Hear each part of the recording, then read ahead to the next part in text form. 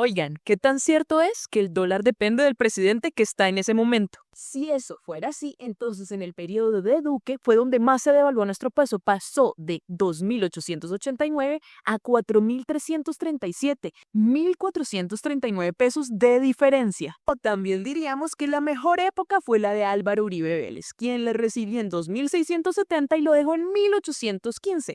O sea que el peso en ese tiempo se revaluó 855 pesos. Fue en el único periodo donde el peso colombiano se revaluó y no se devaluó contra el dólar. Y tendríamos que decir que el periodo donde el dólar tomó mayor fuerza y tuvo el punto más alto fue en el de Gustavo Petro, en noviembre de 2024, donde superó los 5.000 y casi llega a los 5.100 por mucho miedo que había en los mercados. Pero como esta cuenta es de finanzas y no de política, revisémoslo objetivamente.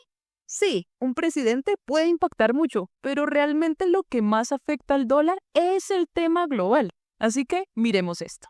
En el periodo de Samper y Pastrana estamos sufriendo una crisis de los emergentes y también después vino un tema del UPAC acá en Colombia. Así que el dólar se fortaleció en ese tiempo. Después, en el periodo del presidente Álvaro Uribe, también hubo un tema y es que estuvo la crisis de 2008. La crisis de la subprime en Estados Unidos, pero eso afectó más a otros territorios. En el caso de Latinoamérica, hasta algunos países se vieron beneficiados. Así que por eso también el dólar, pues en ese momento se debilitó.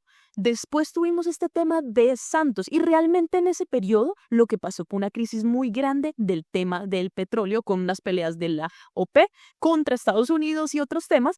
Miren que el petróleo llegó a estar al 112 y llegó a bajar a 35. Por eso también nosotros estábamos en 1.878, llegamos casi a 3.300 pesos. Entonces esa crisis fue realmente la que nos llevó a olvidarnos de ese dólar cercano a los 2.000 y más bien al nuevo dólar cercano a los 4.000.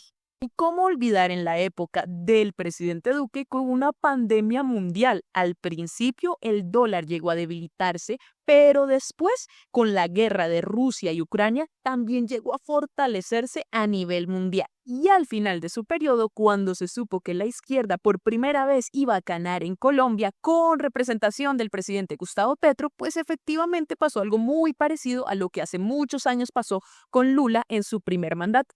Y fue que la gente se asustó, el mercado se asustó y efectivamente el dólar empezó a coger fuerza porque el peso colombiano se empezó a debilitar. Así que cuando llega Gustavo Petro a ser presidente, el dólar llega a lo más alto que hemos visto, más porque el peso se estaba depreciando. Pero ya después el peso colombiano dejó tanto la especulación y se fue más hacia sus pares. Si se dan cuenta, estamos muy parecidos a nuestros pares, o sea, países que se